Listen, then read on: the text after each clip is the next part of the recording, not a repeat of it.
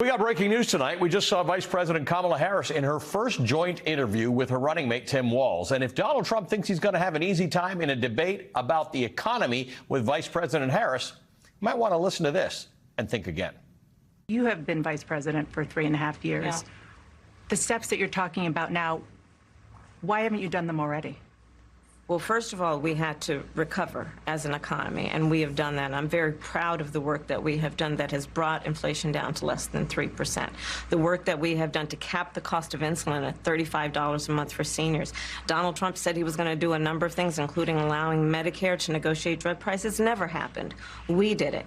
So now, as I travel in the state of Georgia and around our country, the number of seniors that have benefited, I was in Nevada recently, a grandmother who showed me her receipts.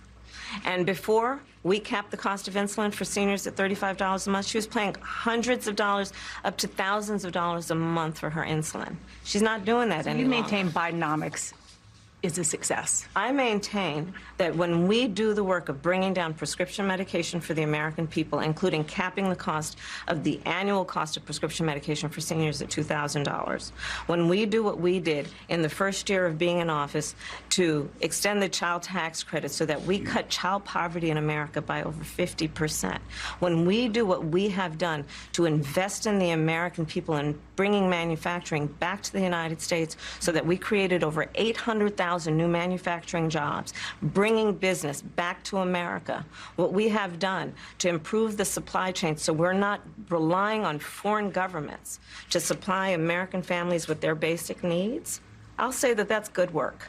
There's more to do, but that's good work. Here's Vice President Harris on another topic that Donald Trump feels is good for him, the border.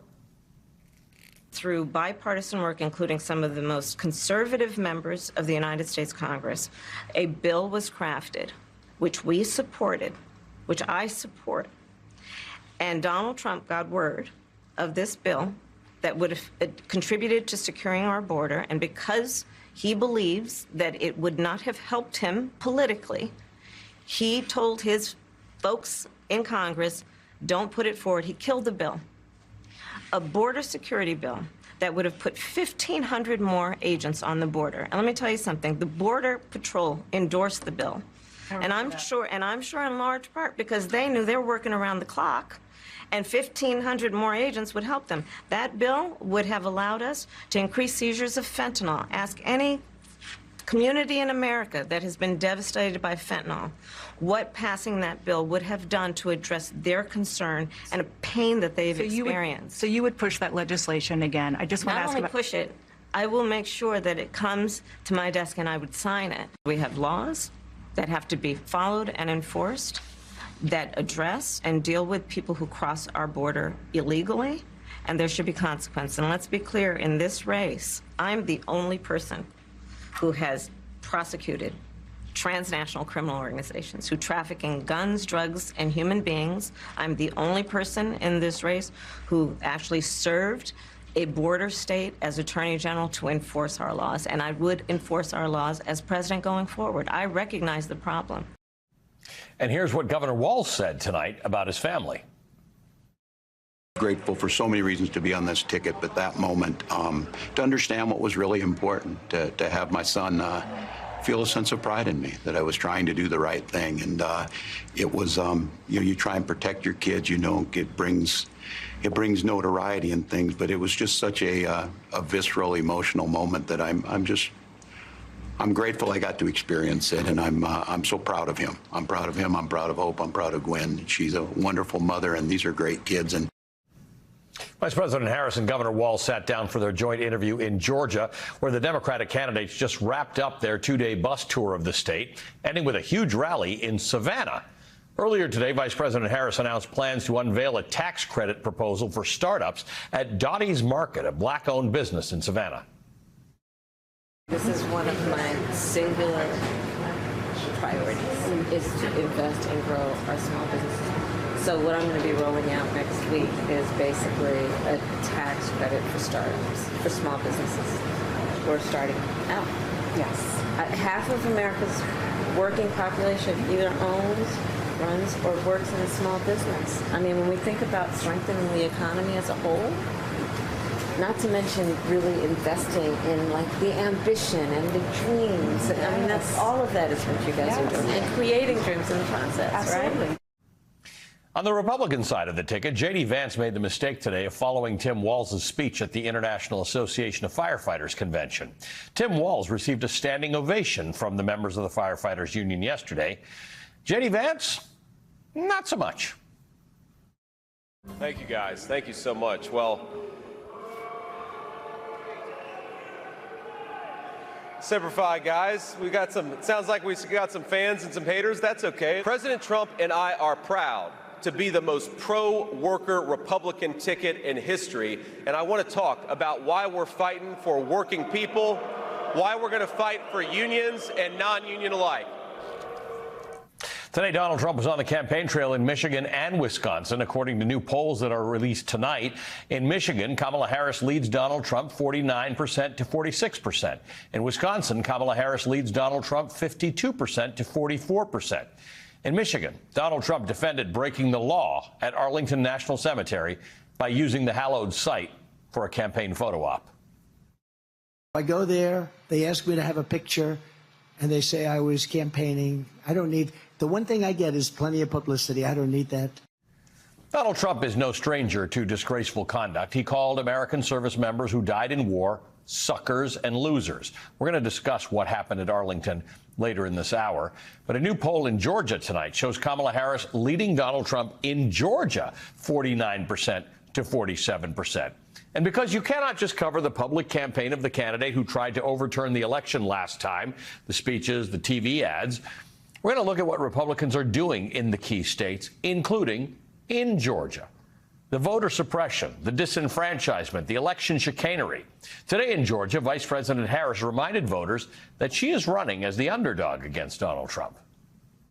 We're here to speak truth, and one of the things that we know, this is going to be a tight race until the very end, okay?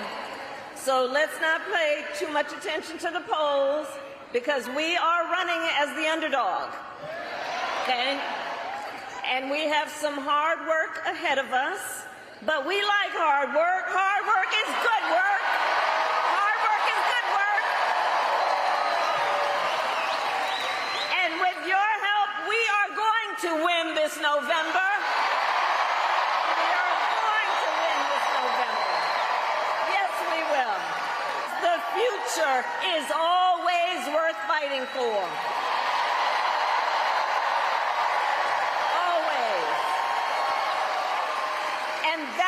The fight we are in right now, a fight for America's future. We fight for a future with affordable child care, paid leave, and affordable health care.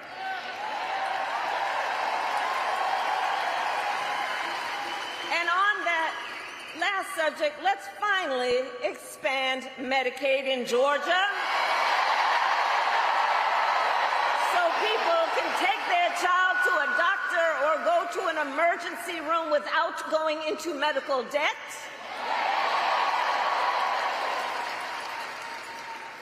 We fight for a future where we build what I call an opportunity economy, so that every American has the opportunity to own a home, to start a business, and to build wealth and intergenerational wealth.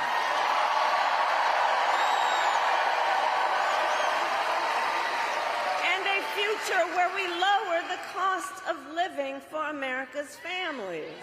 Georgia, for the past 2 election cycles, voters in this very state, you who are here, have delivered. You sent 2 extraordinary senators to Washington, D.C.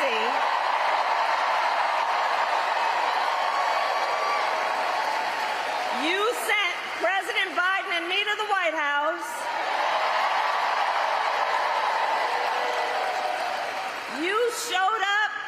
You knocked on doors. You registered folks to vote. And you made it happen. You did that. You did that. And so now we are asking you to do it again.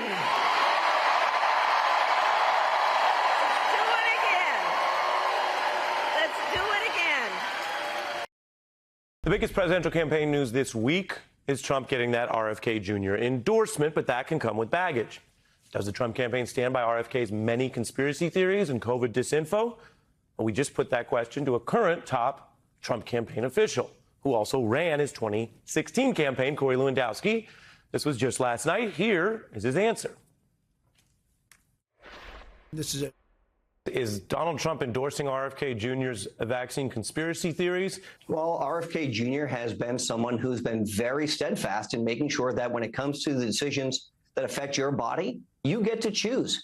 I asked you, though, about RFK's actual conspiracy theories. Ari, I'm not here to answer questions for RFK Jr. He's a big man. I think when it comes to RFK, specifically those moms who have young children, they're very concerned about what is being injected into their children, whether it's through the food supply or through these vaccines. And RFK has an opportunity to go out and talk about the fact that he was right. The government should not have had to mandate those. We don't know the full impact of what was mandated by the government on the long-term repercussions that it could potentially cause. So we're very much in line with RFK on that position. The Trump campaign sounding very open to RFK's stance there, even though he has been fact-checked for baseless conspiracy theories. For Trump, all of this is in tension with his own record as president on the same COVID vaccine. It is something that President Trump touted as amazing. He promoted vaccines as the path out of lockdowns and later said he took the vaccine and also that it was perhaps the greatest thing in centuries. This is a very successful, amazing vaccine. It's a great vaccine. It's a safe vaccine, and it's something that works. I recommend take the vaccines. I did it. It's good. Take the vaccine. Some say it's the greatest thing to happen in hundreds of years. Trump and now his aides running from Trump's record. Now, I also pressed Corey Lewandowski about a falsehood that he made the very last time he's actually ever been on this program in 2019 on The Beat. We asked about reports that Donald Trump was interfering with the DOJ probe through Lewandowski. This was back in the Mueller era. Now, it was very newsworthy. That's not my opinion, but the Congress of the United States used that interview as evidence, pressing Lewandowski and forced him under oath, where you can get in a lot of trouble for lying. It can become actually an offense. Under oath, he admitted that he wasn't being truthful and claimed he had no obligation to be honest when he speaks to the media on behalf of Donald Trump, who was then president. Now, last night, we gave him the chance to address that. Instead, he dodged questions and deflected. I don't ever remember the president ever asking me to get involved with Jeff Sessions or the Department of Justice in any way, shape, or form ever. That wasn't true, was it, sir? I heard that. And that was not true, was it? I have no obligation to be honest with the media just because they're just as dishonest as anybody else. Perhaps I was inaccurate at that time. Do you admit that you were stating that falsely at the time? Ari, listen, here's the deal, man. If you admit under oath that you were not telling the truth, it is relevant now, and now you seem to be unable to address that. Ari, listen, we've been down this path, okay? Well, we haven't. This is your first time back since Ari, the path. Ari, that interview was almost 5 years ago to the day, to be very honest with you. This is now your chance to address this, and you're not addressing it. That's fine. We gave him the chance, and he is the current representative of Donald Trump's campaign. That's what it looks like when you're caught lying, Corey Lewandowski. That's what it sounds like when you're caught lying, Corey Lewandowski. And liars have a way of trying to deflect and run and dodge and do anything other than deal with the fact that he was caught lying. And it would be easy for someone to hear what he said and think, I guess it was a long time ago and maybe we move on, but that's the strategy. So you have to decide whether you're going to let them get away with it. In many of these legal probes, they delay, deny, run, and if finally caught or under the pressure of subpoena, some of them show up. And when he showed up, he had to admit, as you saw there under oath, that he was not honest when asked about that very relevant question about whether Trump was using him to interfere with a DOJ probe. In other words, a big important thing, not some random item.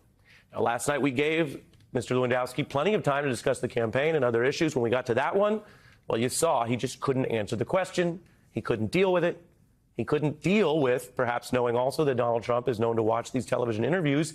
And here he was on live TV, unable to account for getting caught lying before. Now, again, if anyone has any questions or any doubt, here is the moment when the lawyer in Congress pressed Lewandowski, and he had to admit he did not tell the truth. That wasn't true, was it, sir? I heard that. And that was not true, was it? I have no obligation to be honest with the media just because they're just as dishonest as anybody else. So Perhaps I was inaccurate at that time.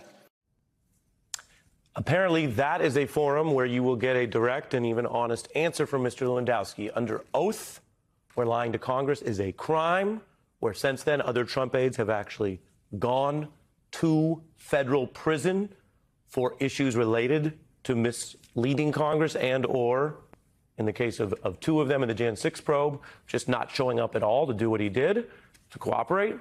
In that forum, you get the answer. He says he's not honest with the media and he doesn't see it as an obligation. That's the representative of the Trump campaign. People can take that and make up their own mind about it. That's our fact check. Good evening from New York. I'm Chris Hayes. Just allow yourself for a moment to imagine what would happen if Kamala Harris or Tim Walz or almost any other American politician traveled with their campaign entourage to Section 60 of Arlington National Cemetery, stood among the graves of the American soldiers, Marines, sailors, and airmen killed in Iraq and Afghanistan the last several decades, and got photographed grinning and giving the camera a thumbs up, then cut a campaign ad out of it. Republicans and reporters, I think, would have gone insane. Yet Donald Trump did that on Monday, and at first it really seemed to barely register. It made a little bit of a wave in the media on Tuesday, but yesterday that wave became a tsunami as we learned more details of Trump's photo op. How it completely fits with Trump's vision of how America and all its institutions should serve him. A vision that has become the entire operating principle for Trump's Republican Party. We now know the Trump campaign reportedly asked Army officials for permission to attend the Monday ceremony with some families of service members killed in Afghanistan. Now, here's the thing. Federal law bars political activities and recordings at Arlington because, of course, the families of all 400,000 veterans and dependents buried there cannot consent to being used in a campaign ad. So, officials, understandably, reportedly balked at Trump's plans. They saw what he was cooking up until they got a call from Republican House Speaker Mike Johnson. That's according to multiple sources who told the Daily Caller that cemetery officials relented to the political pressure from Republicans in Congress who wanted to make sure Trump could cut his campaign ad there. One source with knowledge of those calls said after the speaker's call, the situation shifted significantly. Okay, so the speaker calls, gets them to back down, even though they know exactly what's happening. They're like, you can't do this. Okay, fine. Officials still told Trump's people they had to follow the cemetery rules. The Army now confirms that when a cemetery worker tried to enforce those rules by stopping a Trump campaign aide from taking unauthorized photos and videos, the aide got physical with her, shoving her aside. Boy, it doesn't sound like a Trump aide, does it? According to the New York Times, that woman filed a report against the Trump aide. Military police were called to the scene, but listen to this. This is a key detail. But that the worker later declined to press charges. Military officials told the Times she said she feared Trump's supporters pursuing retaliation. Now, in a statement yesterday, Trump's campaign spokesman said the woman was, and again, based on nothing, I think, suffering from a mental health episode. His co-campaign manager said she was a, quote, despicable individual. This is a random worker at the Arlington National Cemetery attempting to preserve the rules for that hallowed ground. Now, for days, Trump stayed silent on all this. His campaign's response was left to an army of one, if you will, running mate J.D. Vance, who said this yesterday afternoon. First of all, the altercation at Arlington Cemetery is the media creating a story where I really don't think that there is one. There is verifiable evidence. There is verifiable evidence that the campaign was allowed to have a photographer there. There's verifiable, they were invited to have a photographer there. I'm not sure if that's true, by the way, but then Vance said this yesterday evening. I mean, you guys in the media, you're acting like Donald Trump filmed a TV commercial at a gravesite. He was there providing emotional support to a lot of brave Americans who lost loved ones they never should have lost, and there happened to be a camera there. I'm sorry. We played this yesterday, but I play it again because it's just too good. There happened to be a camera there. It's not like Trump was filming a commercial there. It's a talking point that Trump himself took up, not surprisingly, when he finally spoke about the incident with NBC News' Dasha Burns today. They like me. They called me, sir, would it be possible at my son's grave, and in one case at my daughter's grave, would it be possible, sir, for you to be at Arlington? I said, if it's important to you, I will be there. It's so important. We consider you our leader. It's so important. And I went. And you know what they said? Sir, could we have a picture at my son's grave? Could we have a picture at our daughter and our sister's grave, because she had her sister there? It would be so great. Could we take a picture? I said, sure. I'm not thinking about a campaign. He's Donald Trump. He's not thinking about a campaign. He's thinking chiefly of providing emotional support to people who are in pain, which is what he spent his whole life doing. Obviously. It's all very spontaneous. He was just asked to take a photo of some supportive families.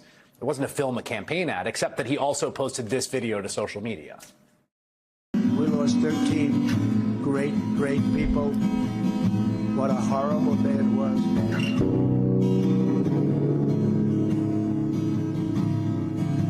We didn't lose one person in 18 months.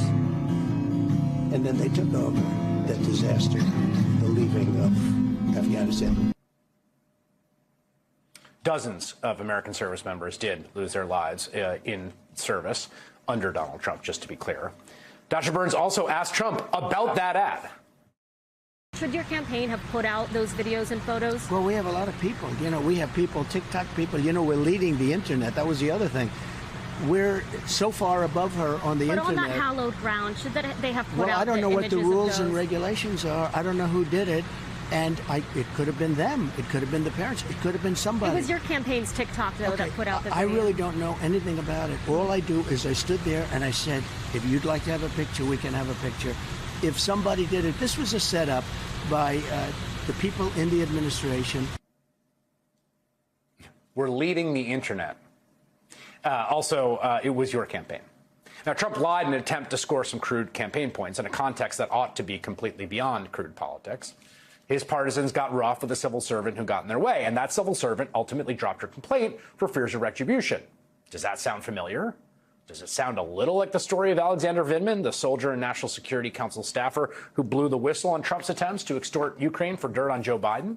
Or maybe it reminds you of Ruby Freeman and Shay Moss, the Georgia election officials whose lives were threatened after Trump falsely accused them of rigging votes.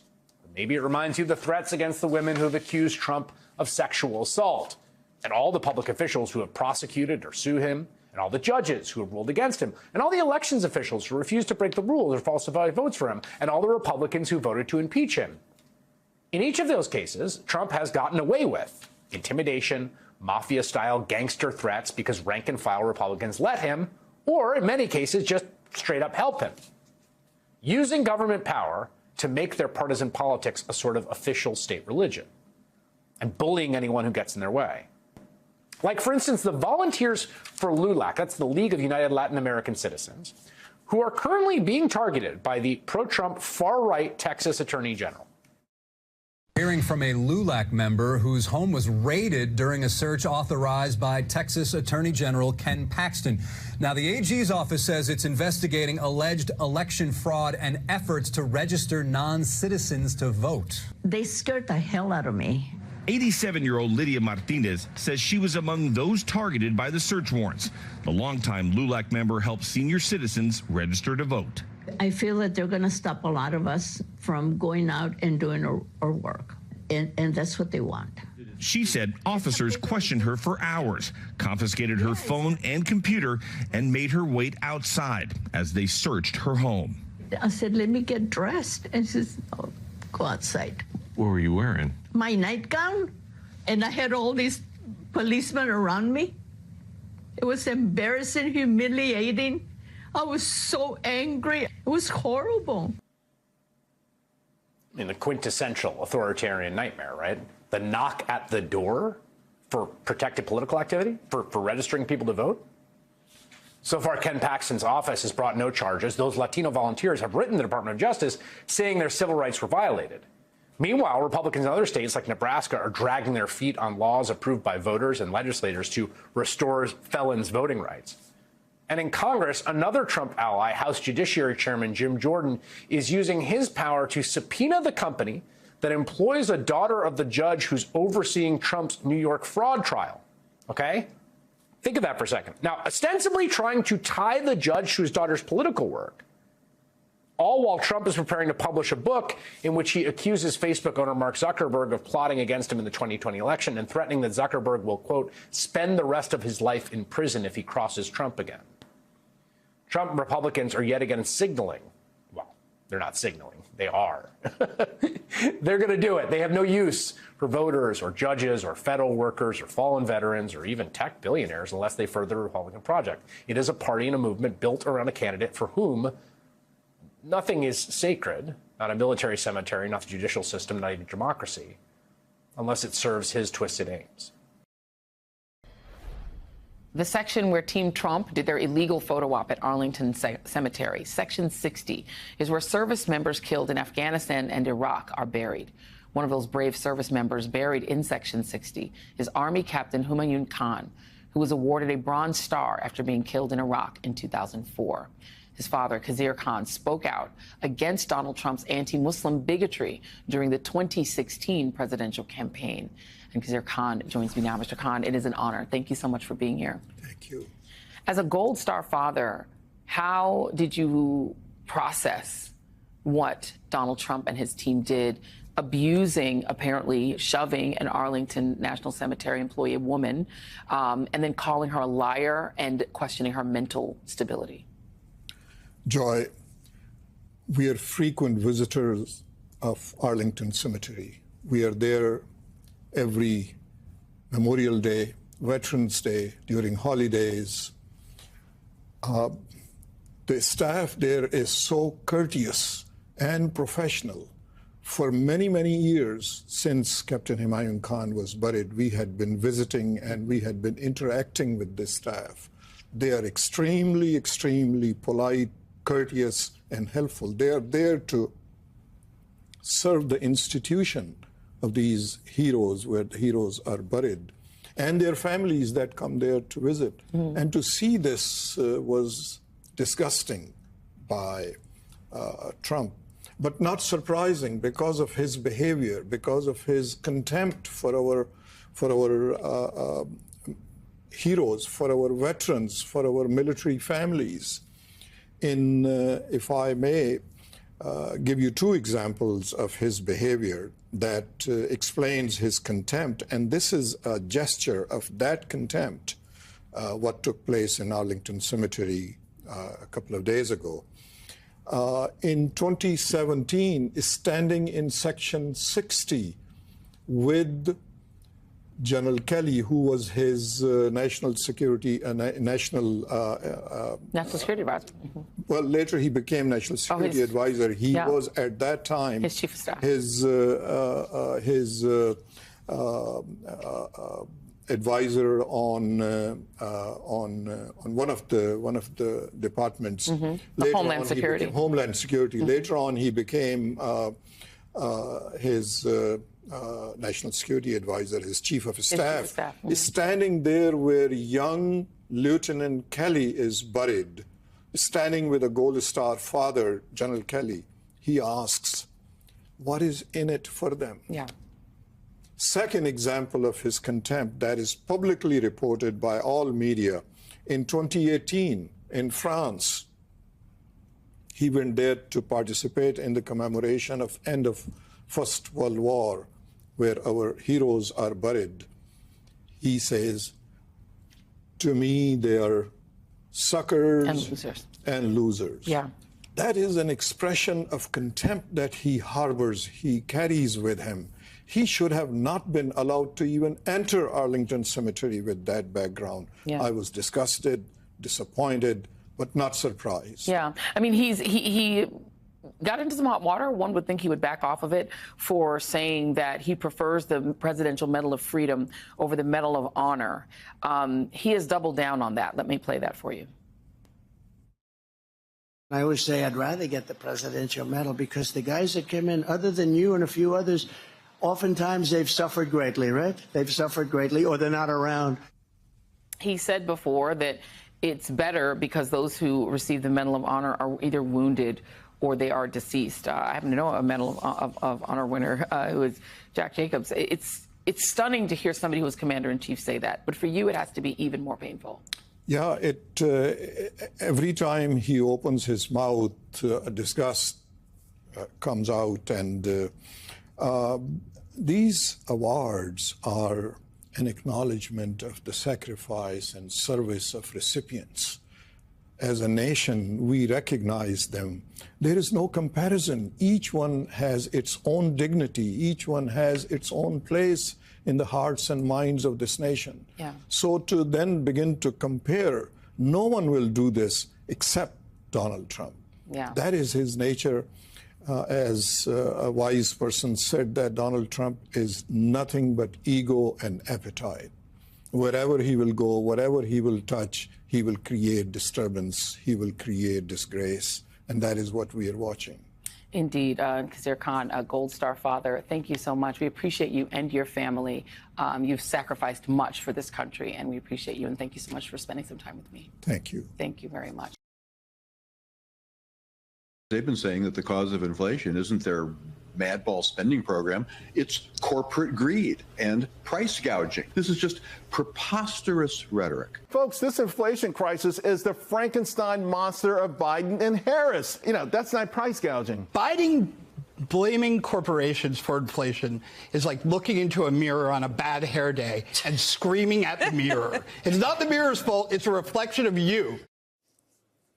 If you watch Fox News or Fox Business, that's not me, or you read Rupert Murdoch's Wall Street Journal, you've likely heard this familiar refrain these past few years. Quote, don't blame corporate greed for inflation, blame the Democrats. Meanwhile, the reality is the Biden-Harris administration has been working overtime on behalf of all Americans, regardless of political party, to curb inflation, in part by taking direct aim at corporate price gouging. Even just yesterday, the Biden-Harris administration was in court trying to block a merger between two major grocery store chains, Kroger and Albertsons.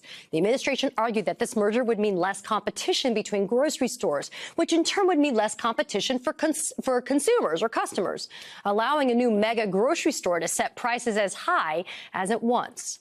During that hearing, Kroger's senior director for pricing admitted in a sworn testimony that when it came to products like milk and eggs, Kroger's raised prices more than they needed to, also known as price gouging. So yes, corporations really are raising prices on consumers more than they have to, and the only reason we would know about it is because the Biden-Harris administration is working to hold them to account.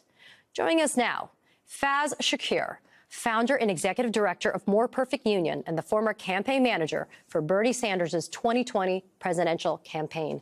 Faz, explain to the viewers why this Biden-Harris administration move to block this merger is so important for all Americans, regardless of their political party. Well, we know competition is the lifeblood of the economy, Katie. And when we have competition, it tends to create small businesses who are entrepreneurial. It means that you've got better quality products. And if you don't have that competition, what happens? You have a bunch of, autocratic corporate leaders who will just try to be greedy and take as much as they can get. And that's what you have with the Kroger-Albertsons merger. They want to drive out competition in so many towns and cities across America, jack up the price for all basic items. And the testimony being provided by their own director of pricing reveals that. That is their strategy. They want to crush all the competition. And that, most people standing at home saying, well, what do you do about it? Well, thankfully, we do have a Biden-Harris administration who's going aggressively at price fixing by corporate monopolists, trying to break up not only Kroger and Albertsons, but places like Ticketmaster, Apple, Google, Amazon, large conglomerates, so that small businesses can thrive.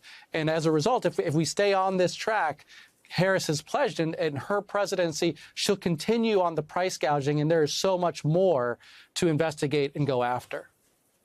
And Faz, I'm glad that you brought it up again. There's this email, right, that we saw during the hearing The head of pricing at Kroger said, quote, on milk and eggs, retail inflation has been significantly higher than cost inflation. Translation, we raised prices more than we needed to.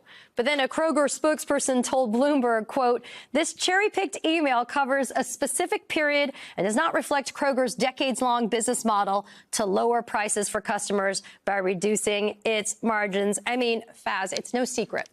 Corporations took advantage of the pandemic and created greedflation. But now this is like one of those smoking gun memorandum that we sometimes don't get to see unless pressed. Corporations are pressed by things like the Biden-Harris administration to show their hands. Right, to testify in court, and they have to yeah, that's right. And it's not just Kroger. So in the last few months alone, the DOJ Antitrust Division has brought a suit against a company called RealPage that sets algorithmic pricing for corporate landlords so they profit maximize. And in that, through that case, we found that the landlords love the product because, quote unquote, it allows us to do price fixing. That's what we find through the DOJ antitrust case.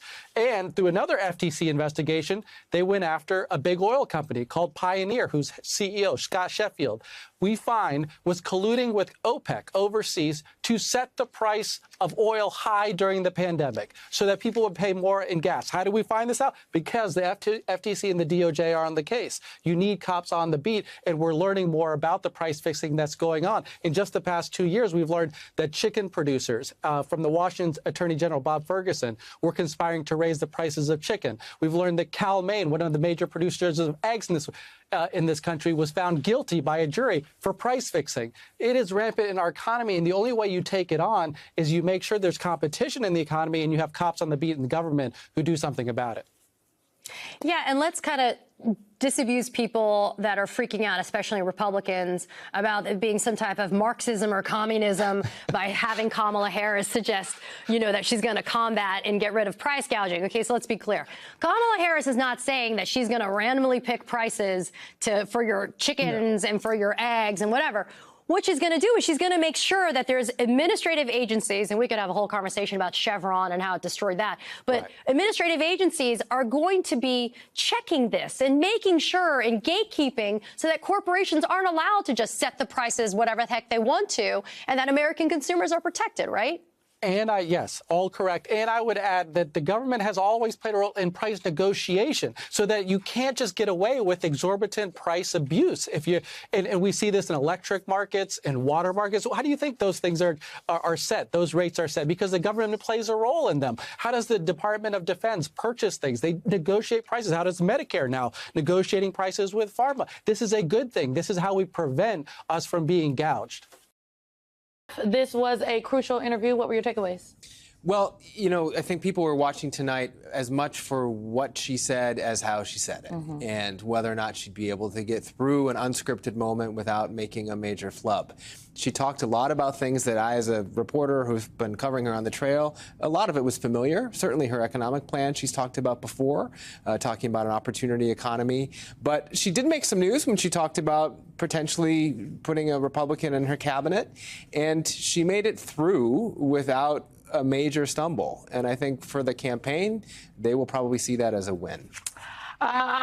Sources tell NBC News that one of Vice President Harris's main goals in this interview was to avoid being pulled into Donald Trump's personal attacks. I want to play an exchange for you that a question Dana asked the Vice President about one of those personal attacks, and we'll talk on the other side. He suggested that you happened to turn black recently for political purposes, questioning a core part of your identity. Yeah. Any same old tired playbook. Next question, please. That's it? That's it. Okay. That's it. That's it.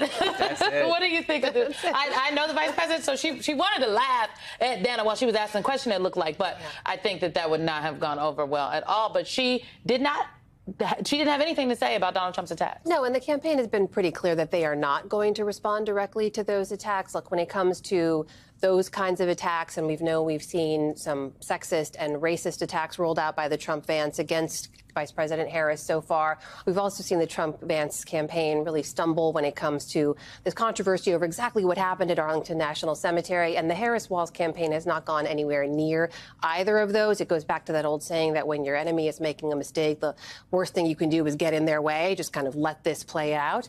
And this is a campaign, the Harris-Walz campaign, that says that they want to focus on the policies and they want to focus on the message to the American people. That said, during the interview, they did reference, of course, Trump and Vance several times, because a core part of their message remains drawing that contrast between what this presidency would look like versus what they say the Trump-Vance presidency would look like. And that's why you saw a lot of those similar contrasts being drawn when she says, you know, this was not about the strength of a leader being measured by who he beats down. It's about what she believes a leader should be, which is someone who lifts other people up. Those are things we hear on the campaign trail quite a bit as well.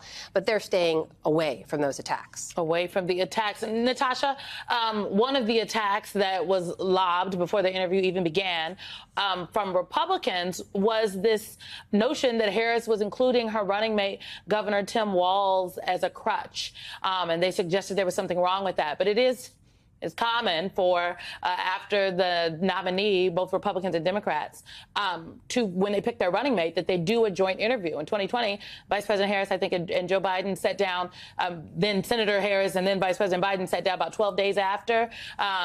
It's very common. Trump and Pence sat down, Romney and Ryan, McCain and Palin. Everybody does it. What was the point of the attack?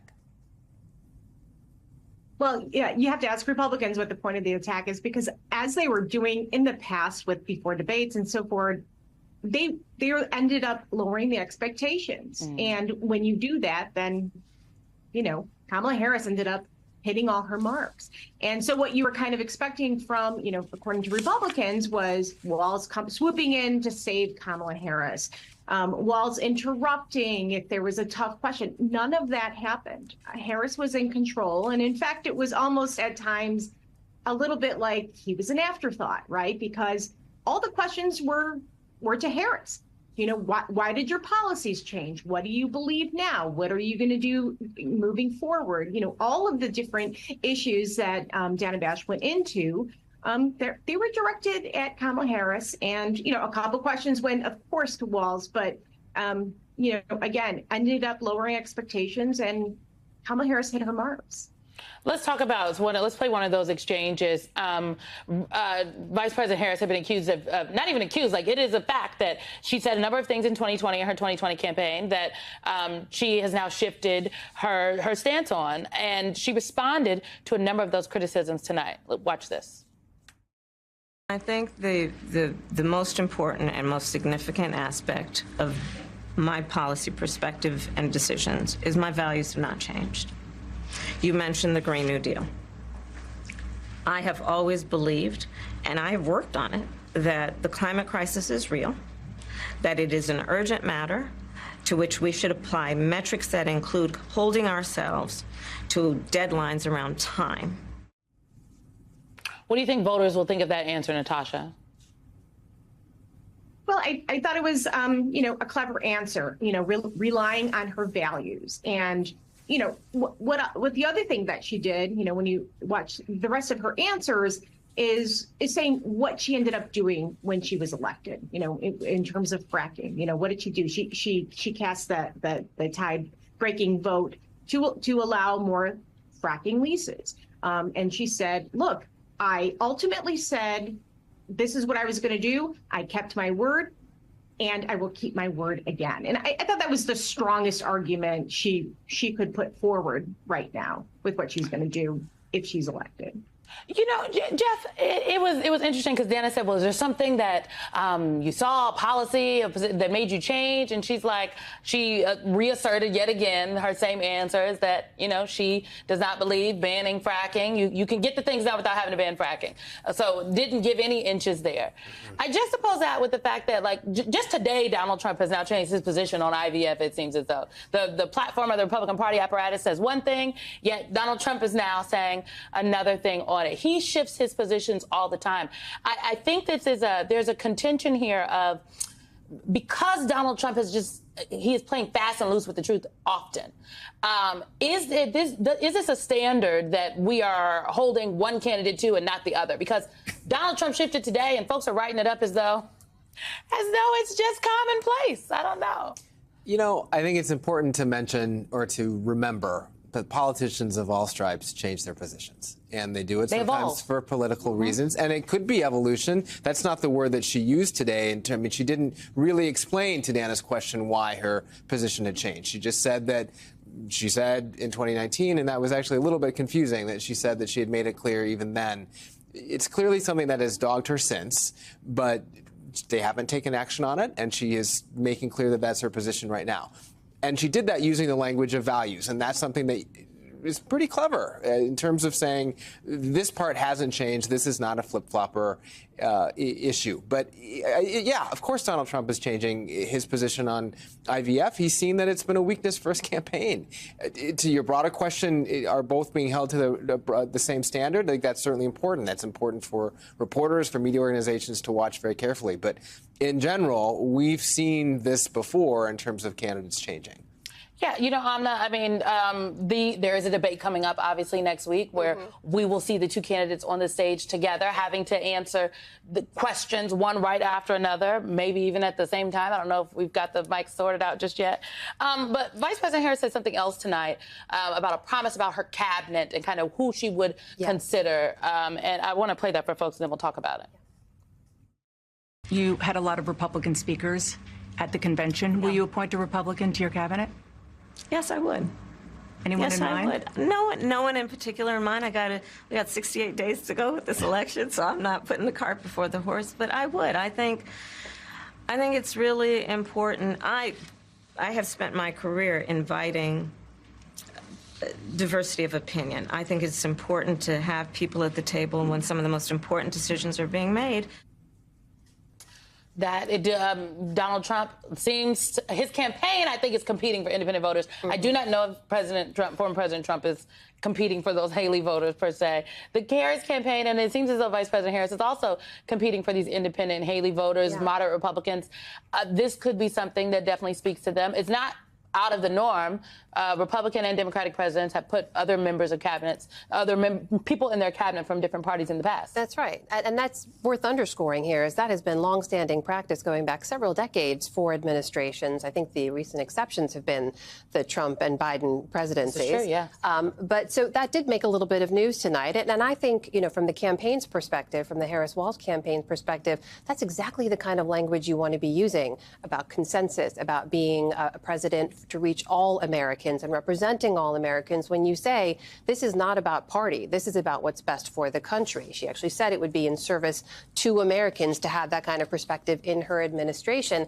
And those are exactly the kind of voters that we know they need to go after. You saw, you know, every single time they have a chance to reach out to some small group of voters, they do that. Even when Robert F. Kennedy Jr. dropped out of the race, Harris campaign immediately put out a campaign saying, hey, if you were unhappy with the presidency of Donald Trump, and you should come take a look at us because we promise to be representing you as well. And this is going to be a close election. It's going to be won on the margins. The Harris-Walz campaign here is reaching every single voter they possibly can, in particular, those independent swing state voters. To the point of that, it's going to be a close election.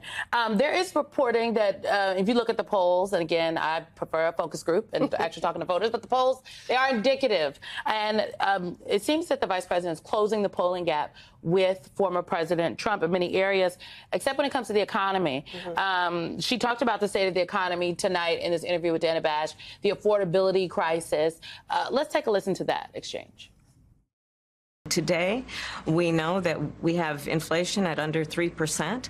A lot of our policies have led to the reality that America recovered faster than any wealthy nation around the world. But you are right. Prices, in particular for groceries, are still too high. The American people know it. I know it.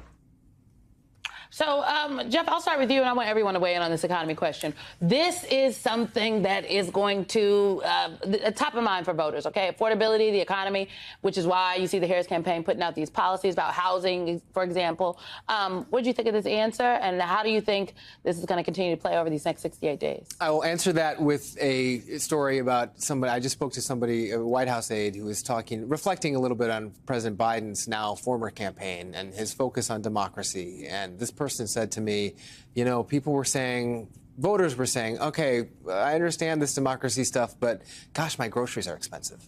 And I think this is a shift that Vice President Harris's campaign now has made very clearly. And you've seen it in her some speeches. You saw it in the interview tonight. She is trying to go to that issue because she knows it's what voters care about. Will they think that her solutions are the solutions?